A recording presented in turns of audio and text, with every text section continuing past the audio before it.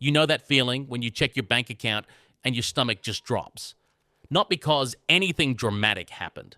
Not because you made some huge mistake.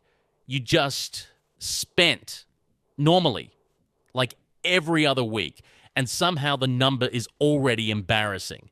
So you scroll through the transactions trying to find the culprit, the one big thing that explains it. But there isn't one. It's just 100 small things. Coffee, delivery, that subscription you forgot about, a few things you don't even remember buying, and every single one of them felt fine in the moment. That feeling has a name. It's called flying blind, and it's the reason that people who earn decent money still feel broke every single month. Not because they're irresponsible, not because they don't work hard enough, because they have zero visibility over where the money actually goes, and you genuinely cannot fix a problem you cannot see. My name is Cody.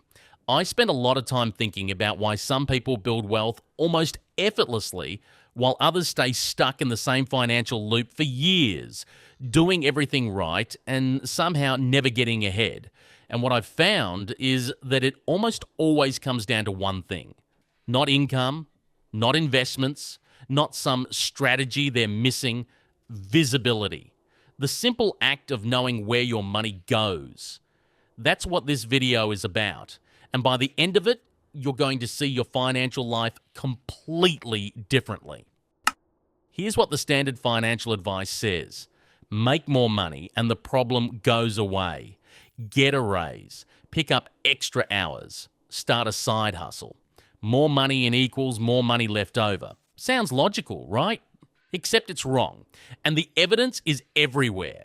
Studies on people who receive sudden windfalls, lottery winners, athletes who go from nothing to millions, regular people who get significant pay rises, show the same pattern almost every time. Spending expands to match income, sometimes within months. The financial position barely changes because the income was never the problem. Here's what's actually happening. When you don't have visibility over your money, your brain operates in what psychologists call scarcity mode. Every financial decision gets filtered through stress and fear. You spend reactively, impulsively, because the discomfort of not knowing your number is easier to numb with a purchase than to face directly. You're not making financial decisions, you're making emotional ones, and the receipts are sitting in your bank statement right now proving it. The system isn't helping either.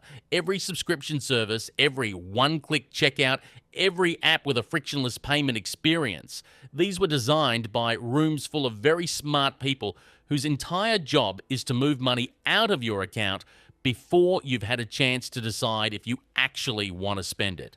You're playing against a stacked deck every single day without even knowing it. The fix isn't discipline. It's not willpower. It's information. I want you to do something right now. Take a guess. How much did you spend on food last month?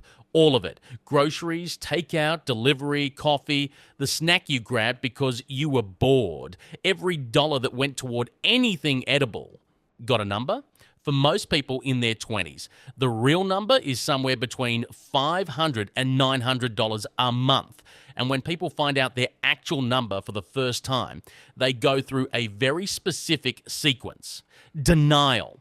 Then the scroll through the transactions, then quiet horror, then something close to grief, and then finally, the realization that nobody made them do it. It just happened, by default, because nobody was watching.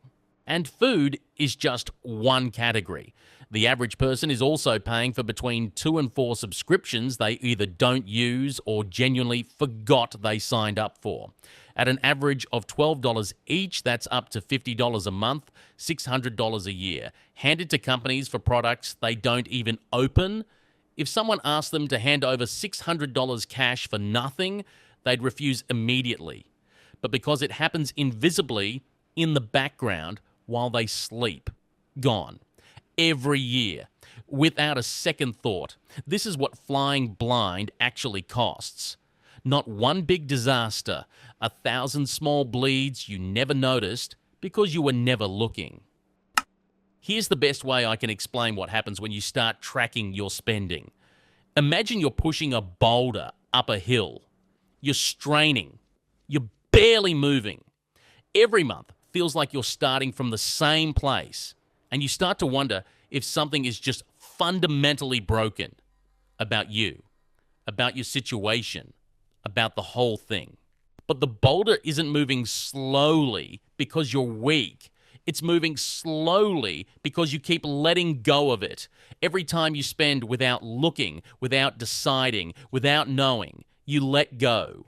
The boulder rolls back. And next month, you're pushing from the same spot again.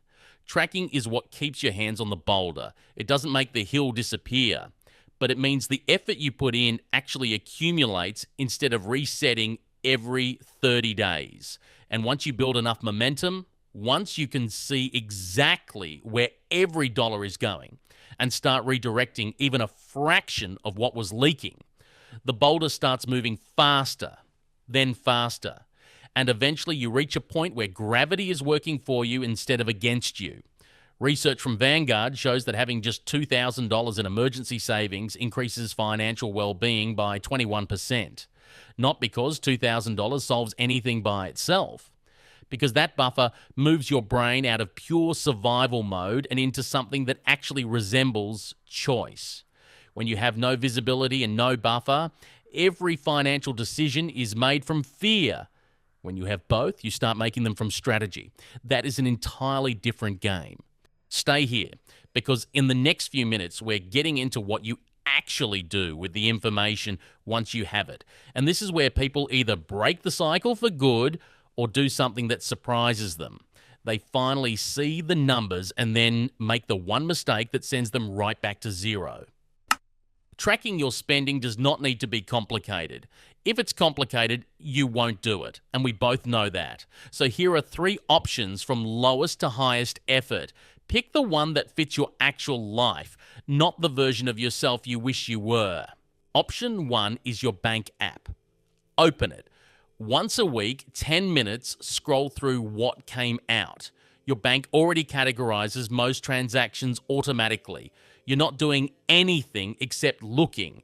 That's the minimum viable version of this habit. And it is genuinely enough to start changing your behavior because you cannot unsee something. Once you know what your Tuesday delivery habit actually costs per month, that knowledge is already in your head every future Tuesday. Option 2 is a dedicated tracking app. YNAB is the gold standard. For free, Money Manager works, or a Google Sheet with 4 columns. Date what it was, category, amount. The act of manually entering a transaction forces your brain to acknowledge that money left. That acknowledgement is where behavior shifts, not from guilt, from awareness. Option 3 is for the person who wants the clearest signal with the least friction. Track your net worth once a month. One number, everything you own minus everything you owe. If it went up, you're winning. If it went down, something needs to change. Apps like Copilot do this automatically. It's a 30-second monthly check that tells you everything you actually need to know. Pick one. Do it this week. Not someday. This week. You've tracked for a month. You've got the real numbers in front of you. Now what? First, cut the painless stuff. The subscriptions you forgot about, cancel them today, not later. Today. This takes 20 minutes and immediately frees up money every single month going forward. It requires 0 lifestyle change, 0 willpower. You are simply stopping the bleeding that was already invisible. This is the fastest financial win available to any person alive right now, and most people never do it because they never looked. Second, find your floor. Add up everything you actually need. Rent, utilities, phone, transport, groceries, minimum debt payments. That number is your floor. It's the minimum cost of your life. Write it down. Because the gap between your income and your floor is where your financial life actually happens. And until now, you've been letting that gap happen to you. Every dollar in that gap was a decision you never made. From now on, you make it. Third, redirect. Once you know what's leaking and what your flaw is, you know exactly how much you have available to do something real with. Invest it, build an emergency fund, pay down a debt, start the side hustle. It doesn't matter which one first. What matters is it's intentional instead of accidental. Here's the number that should light a fire under you. The average person who starts genuinely tracking their spending finds between $200 and $400 a month they didn't know they had. $200 to $400. That's not pocket change.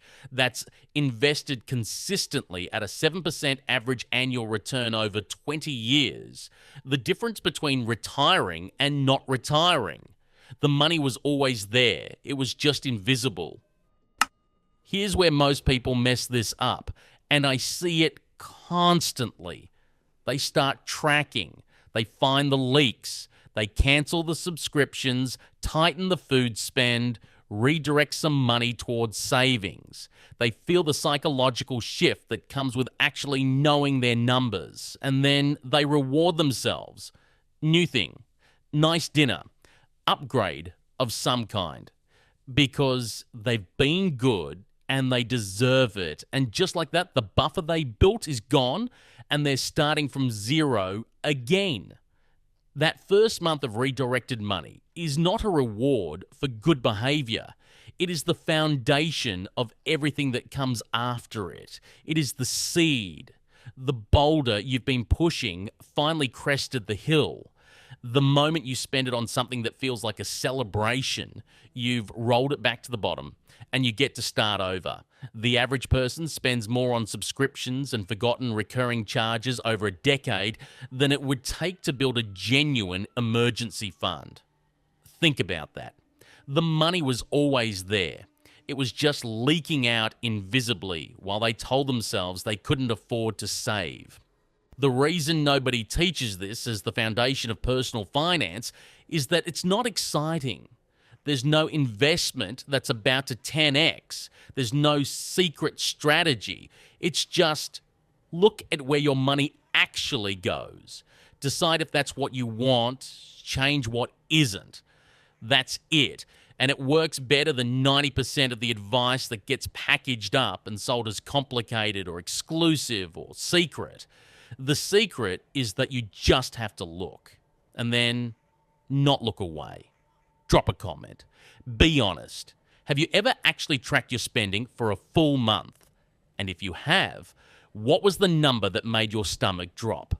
Because this comment section is about to get very real, very fast. There are two kinds of people when it comes to money. People money happens to, and people who happen to money. If you have never tracked your spending, you are in the first group right now. Not because you're irresponsible, not because you're bad with money, because you've been operating without information in a system that was designed to take as much of your money as possible, as quietly as possible, before you had a chance to notice. The moment you start tracking, the actual moment you open that app and start seeing the real numbers, you cross into the second group and you cannot go back because now you know.